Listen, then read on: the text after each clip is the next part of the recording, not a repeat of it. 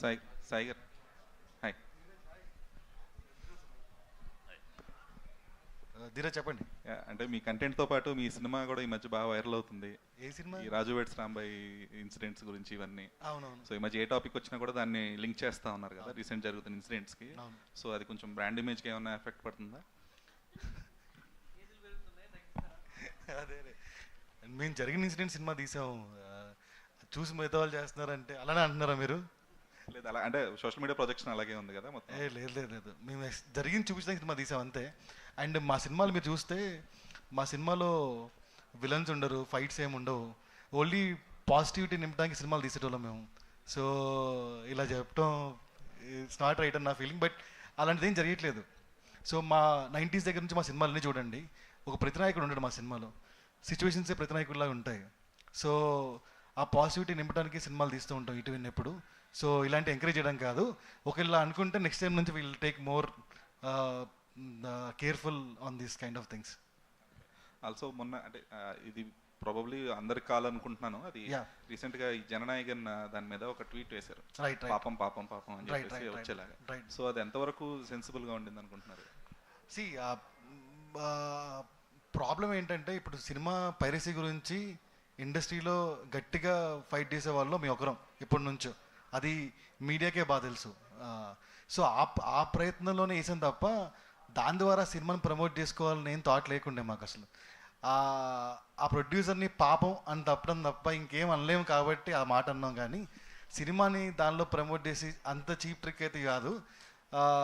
పైరసీని promote చేయడంలో ఎప్పుడు మేము ముందుంటాం కాబట్టి ఫస్ట్ ట్వీట్ కూడా మా నుంచే వచ్చింది. సో అంతే.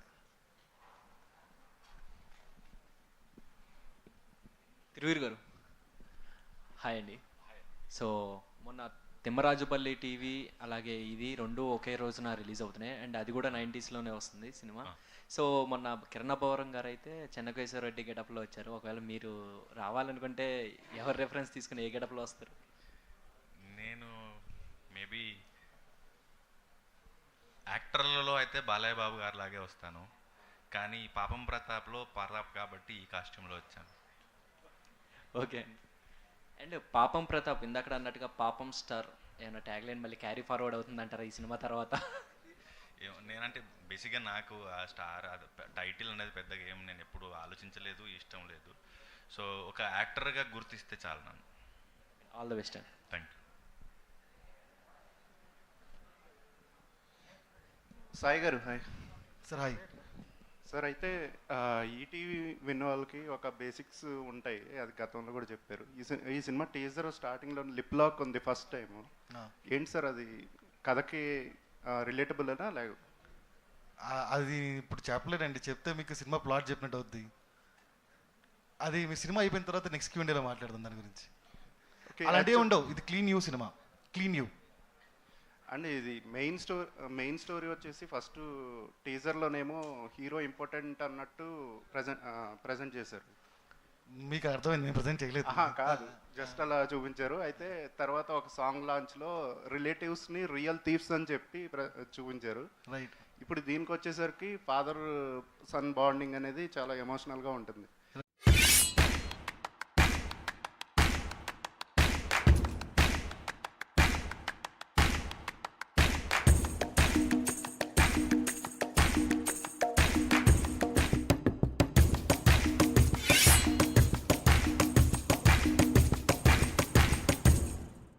వ్యక్తి జీవితంలో జరిగే స్టోరీ సినిమా అండి.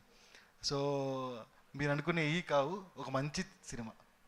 ప్రత్యేకంగా మగవాళ్ళకే చెప్పుకోలేని బాధలు ఉంటాయని చెప్పారు కదా, అంటే మగవాళ్ళు ఎక్కువ రిలేట్ అయ్యే స్టోరీ అండి అంతే. ఆల్సో ఈ సినిమా ఈటీవీ ఎక్స్క్లూజివ్ ఉండబోతుంది, ఇది కూడా నెట్ఫ్లిక్స్కి వెళ్ళిపోతుందా? ఫస్ట్ థియేటర్లో ఎక్స్క్లూజివ్గా వస్తుంది, ఆ తర్వాత ఈటీవీలో వస్తుంది. నెట్ఫ్లిక్స్లో నెట్ఫ్లిక్స్ అనేది ఎందుకు తీసుకున్నామంటే మన లాంగ్వేజ్కి అట్లీస్ట్ మా యాప్లో అదర్ లాంగ్వేజ్ లేవు, మన కాంటెంట్కి బెటర్ రీచ్ వస్తుందని తీసుకున్నాం తప్ప ఈటీవీ ఎప్పుడు దట్ కమర్షియల్ కాదు. సో డబ్బుల కోసం చేసింది కాదు, ఓన్లీ కాంటెంట్ రీచ్ కోసం చేసింది. కాంటెంట్కి ఏది ఉపయోగం చేద్దామని అంతే. ఏంటి ఆ బస్తా యూరియా బస్తా ఫుల్గా ఉంది సంచి? అది యూరియా బస్తా కాదు సార్. ఆ బస్తాలో ఏమున్నాయో చూడాలంటే మీరు ఏప్రిల్ 17 థియేటర్కి రండి. దానికి కంటెంట్కి రిలేటెడ్ ఉంటుందా, లేదంటే సినిమా 17వ తారీఖు ఆ బస్తా నిండుతుందని ఎక్స్పెక్ట్ చేయొచ్చు? 100% సార్. అది సినిమాలో అది ప్రతాప్కి అవసరం. 17వ తారీఖు సినిమా రిజల్ట్ నుంచి అందులో ప్రొడ్యూసర్కి డబ్బులు అవసరం. వేసుకెళ్తారు వీళ్ళు. ఆ సినిమాలో ఆ బస్తా మీకు అవసరం, ఆ తర్వాత ప్రొడ్యూసర్కి అవసరం. అవును సార్. సరే, అంటే ఈ కథ చెప్పినప్పుడు సో ఒక్కొక్క కంటెంట్ బయటకు వస్తున్నప్పుడు చాలా పాజిటివ్ థింగ్స్ అన్నీ బయటకు వస్తున్నాయి. చాలామంది ఇండస్ట్రీ నుంచి ఇందాక మనం చూసినట్టు చాలామంది సపోర్ట్ చేస్తారు. సో ఏమనిపిస్తుంటుంది మీకు ఇంతలో ఒక మంచి కంటెంట్తో సినిమా వచ్చినప్పుడు?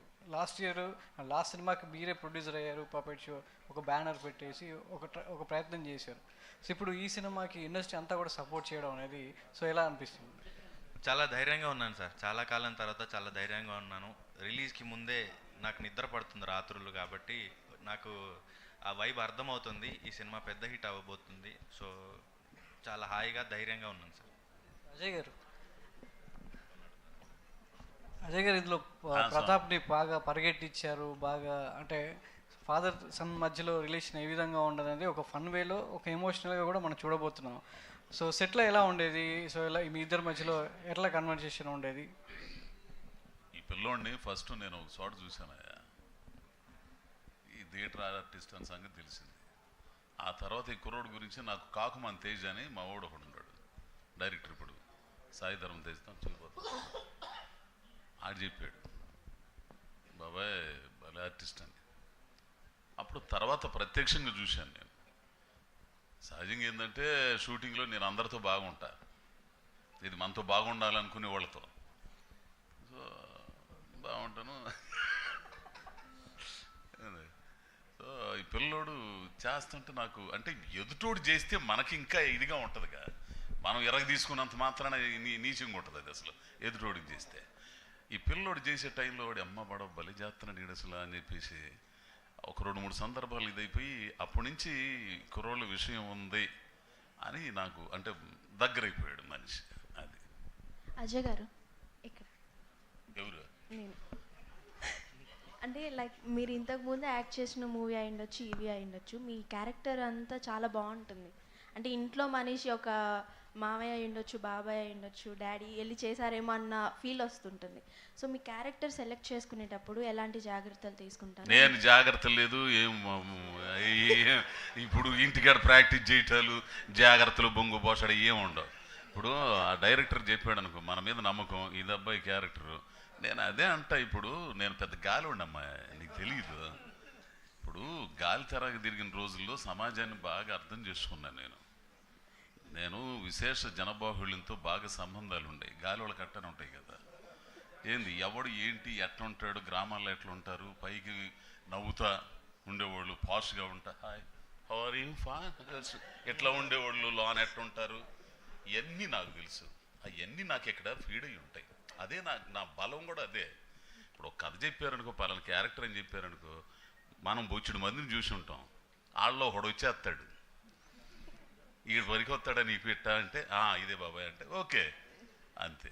సో పరిశీలన దృక్పథం లేనివాడు నటుడు కాలేడు, దర్శకుడు కాలేడు, రచయిత కాలేడు. సో ఇందాక మాట్లాడుతూ తిరువీరు గారిని విజయ్ సేతుపతి గారితో పోల్చారు కదా, సో ఎలాంటప్పుడు అంటే ఎమోషనల్ సీన్ చేసేటప్పుడు అలా అనిపించారు? ఆ పిల్లోడితో మన విజయ్ సేతుపతితో 2 సినిమాలు చేశా, 2 సినిమాలు ఈ మధ్య చేశాను నేను తమిళ్లో. నాకు అతను చూస్తే ఇతను గుర్తుకొస్తాడు, ఇతను చూస్తే అతను గుర్తుకొస్తాడు, మాట్లాడే తీరు కానీ ఆ పద్ధతి కానీ ఇవన్నీ కూడా, ఆ నటన కూడా. సో నేను అందుకన్నాను అనమాట. డైరెక్టర్ గారు, అంటే మీ మొదటి సినిమాతోటే ఎన్ఎస్పి దుర్గా నరేష్ ఫిల్మ్ అని వేసుకోనే అవకాశం రావడం పట్ల మీకు ఎలా అనిపిస్తుంది? అది ఎమోషన్ సార్. అది అంటే మా మదర్కి ఫాదర్కి నేను చిన్నప్పటి నుంచి ఏమి ఇవ్వలేదు, అందుకే వాళ్ళ పేర్లు నా ఫస్ట్ చేర్చుకున్నాను. అంటే నేను చేర్చుకోవటం కాదు, వాళ్ళ పేరు మధ్యలో నా పేరు ఉండాలి అనేది పెట్టుకున్నాను అనమాట. హ్యాపీగా ఉంది సార్.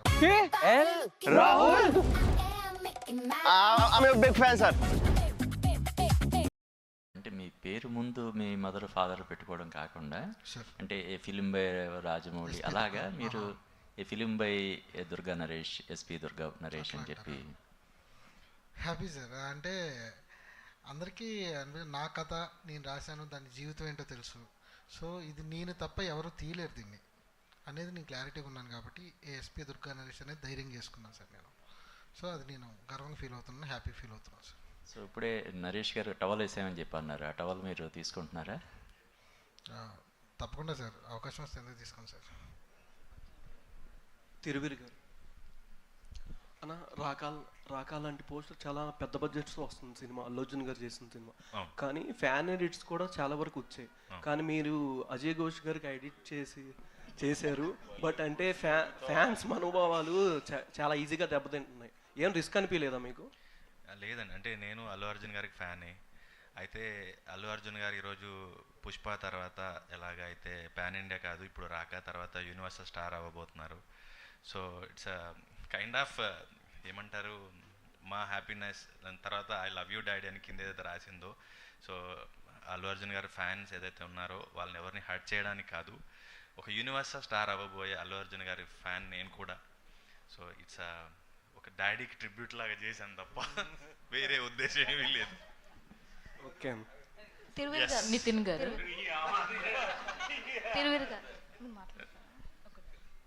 నితిన్ గారు హాయ్ అండి. సో ప్రీవియస్గా ఫిల్మ్స్ అన్ని చూసుకున్నట్లయితే డిస్ట్రిబ్యూషన్కి బన్నీవాస్ గారు అండ్ వంశీ నందిపాటి గారు చేశారు. సో బట్ దీనికి ఎందుకని మైత్రి అండ్ పిఎంఎఫ్కి వెళ్ళాల్సి వచ్చింది? డిస్ట్రిబ్యూషన్కి లాస్ట్ 2 ఫిల్మ్స్తో కంపేర్ చేసి లాస్ట్ 2 ఫిల్మ్స్ ఏమో బన్నీవాస్ గారు అండ్ వంశీ నందిపాటి గారు చేశారు. బట్ ఈ ఫిల్మ్కి ఎందుకని చేంజ్ అయ్యారు అండ్ డిఫరెన్స్ ఏం చూసారు? ఎవరు బెస్ట్ అనుకుంటున్నారు? బెస్ట్ ఫిల్మ్కి డైరెక్టర్ మారుతున్నట్టే ప్రొడ్యూసర్ మారుతున్నట్టే డిస్ట్రిబ్యూటర్ కూడా మారుతున్నారండి, దట్ సింపుల్. బట్ ప్రీవియస్ ఫిల్మ్కి వాళ్ళు చేసిన ప్రమోషన్స్ కానీ ఫిల్మ్కి చాలా ప్లస్ అయ్యాయి కదా, ఎందుకని మార్చుకోవాల్సి వచ్చింది? ఎందుకని మార్చుకోవాల్సి వచ్చింది అంటారా? సో మేము తీసే సినిమాలు నెంబర్ చాలా ఎక్కువ అండి.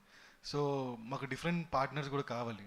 సో ఆ ప్రయత్నంలోనే మైత్రి అండ్ పీపుల్ మీడియా ఫ్యాక్టరీ గారితో ట్రావెల్ అవ్వడం జరుగుతుంది.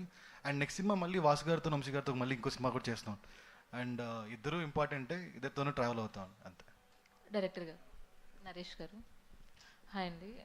తిరువీర్ కంటెంట్ కూడా చాలా బాగుంటుంది. ఆడియన్స్కి తిరువీర్ నుంచి ఒక సినిమా వచ్చిందంటే వాళ్ళకు కూడా ఒక ట్రస్ట్ ఉంటుంది. అలాగే ఈటీవీ విన్ నుంచి కానీ ఈటీవీ ప్రొడక్షన్లో నుంచి కానీ ఒక సినిమా వచ్చింది, వెబ్ సిరీస్ వచ్చినా కానీ దానికి ఒక ట్రస్ట్ ఉంటుంది. ఈ రెండింటిని బ్యాలెన్స్ చేసుకుంటూ సో ఈ సినిమాకి ఎంతవరకు మీరు న్యాయం చేయగలిగారు అండ్ ఆడియన్స్కి ఆ ట్రస్ట్ని క్యారీ ఫార్వర్డ్ చేస్తారా? మీరు చెప్పిన దాంట్లో నా ఆన్సర్ ఉంది మేడం. వాళ్ళకి ట్రస్ట్ అంటే వాళ్ళ ట్రస్ట్ బయట ఆల్రెడీ మీకు తెలుసు కాబట్టి వాళ్ళు ఈ కథని అలాగే చూశారు. వాళ్ళు ఓకే చేసింది, నేను బలవంతంగా వాళ్ళతో ఓకే చేయించింది కాదు.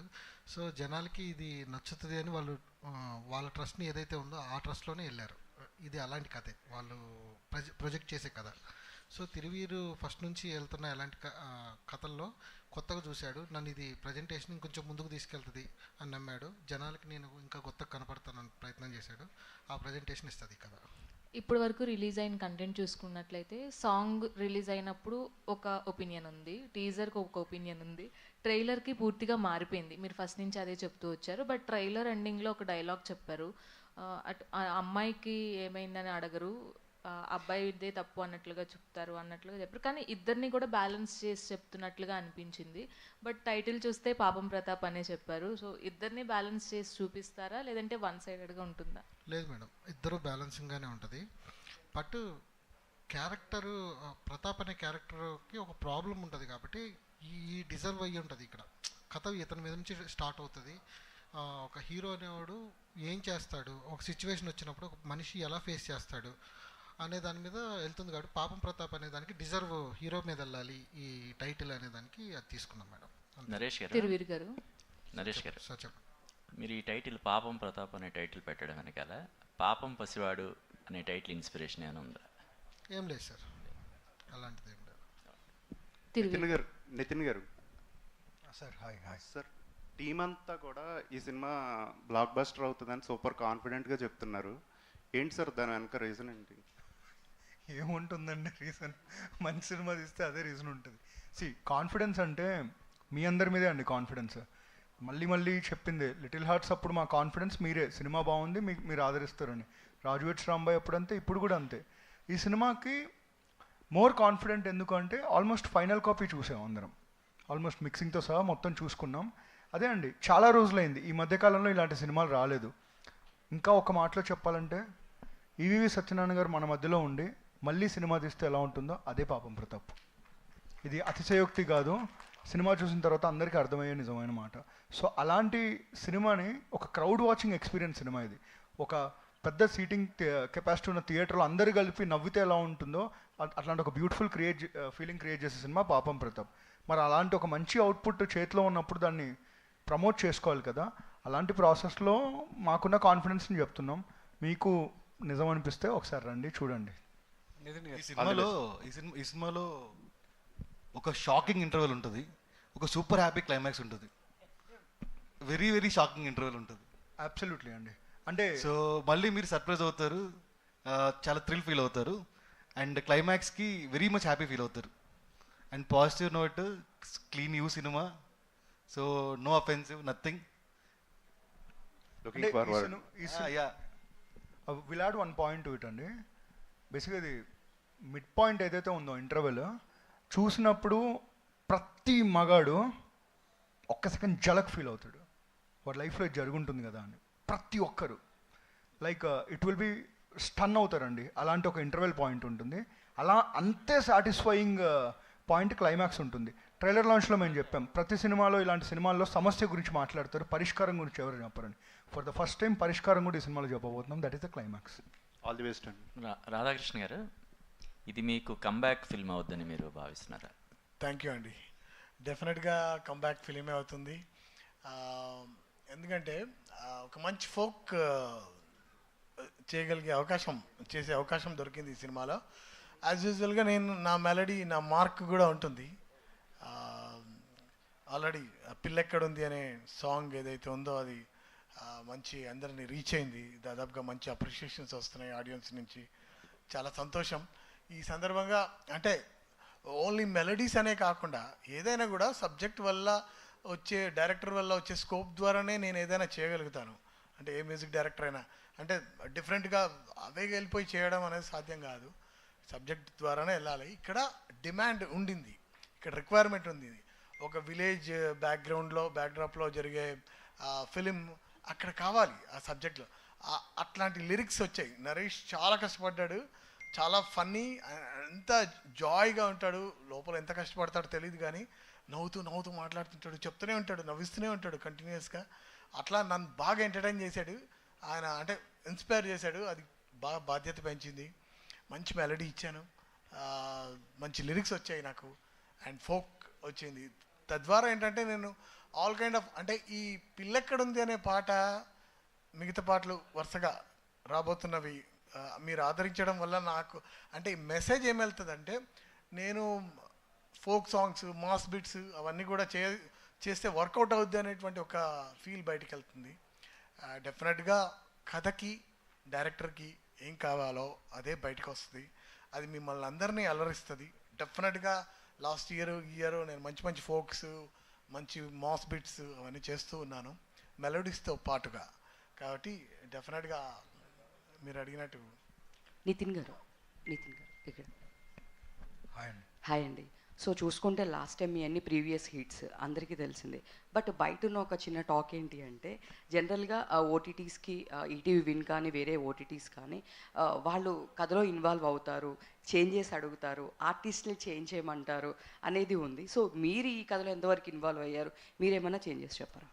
100% ఇన్వాల్వ్ అయ్యామండి, 0% ఇంటర్ఫీర్ అయ్యామండి. సో అంటే ఈటీవీ విన్ ఇప్పుడు మీరు ఉన్నారండి, ఎవరి దగ్గర వెళ్ళి నన్ను నమ్మండి 100 రూపాయలు పెట్టండి అంటే వెంటనే తీసి పెట్టరు, క్వశ్చన్స్ అడుగుతారు. కన్విన్స్ అయిన తర్వాతే. మా దగ్గర సింపుల్ ప్రాసెస్, ఎయిదర్ క్రియేటర్ మమ్మల్ని కన్విన్స్ చేయాలి లేదా మేము ఆయన్ని కన్విన్స్ చేయాలి అంతే. But ultimately any film it is a director's medium. Ultimately మేమన్నీ ఎంత కష్టపడినా కానీ ఆ చెట్టు ఎప్పుడైనా డైరెక్టర్ అవుతాడు.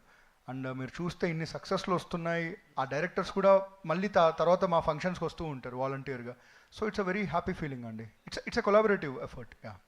సాయి గారు, సార్ ప్రమోషన్స్ అనేవి చాలా బాగా చేస్తున్నారు, గ్రాండ్గా చేస్తున్నారు.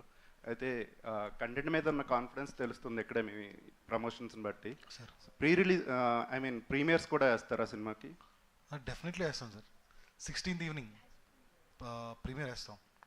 సో టికెట్ రేట్లు అనేవి చాలా తక్కువ ఉంటాయని చెప్పారు కదా, రిలీజ్ గ్రాండ్గా ఉంటుందా? గ్రాండ్గా ఉంటుంది, బాగానే ఉంటుందండి రిలీజ్. ప్రమోషన్స్ ఏంటంటే తిరుగు మీ అందరం మాడుకున్నప్పుడు ప్రమోషన్ పెద్దగా చేయాలనుకున్నాము.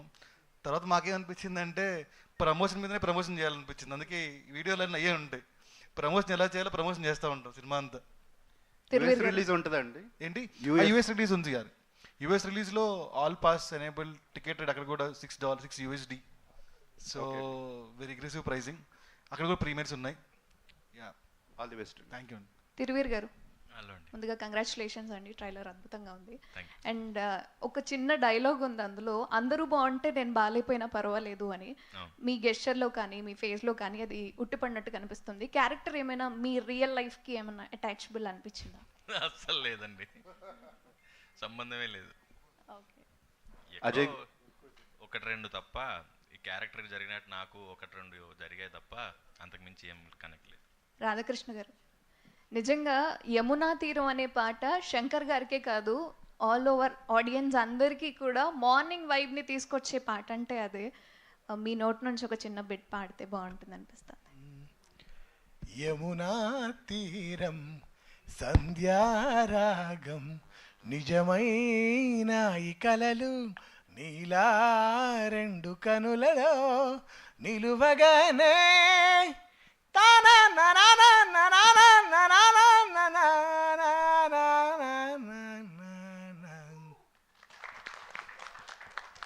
Thank you.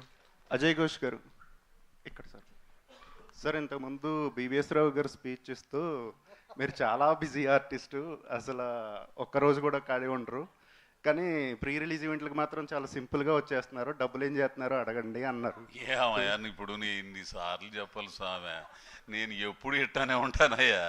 వాళ్ళు ఏదో మాట్లాడుతుంటారు అంత ఆదివారాలు శనివారాలు కూడా ఇవన్నీ మాటలు ఇవన్నీ రవి గారు మాట్లాడడం అంతేనా?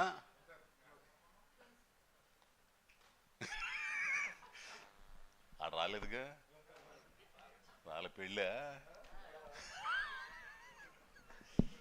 థ్యాంక్ యూ అండి, thank you so much to all our media. Thank you. And అందరికీ పాపం ప్రతాప్ టీమ్ అందరికి congratulations and all the very best తెలియజేస్తున్నాం.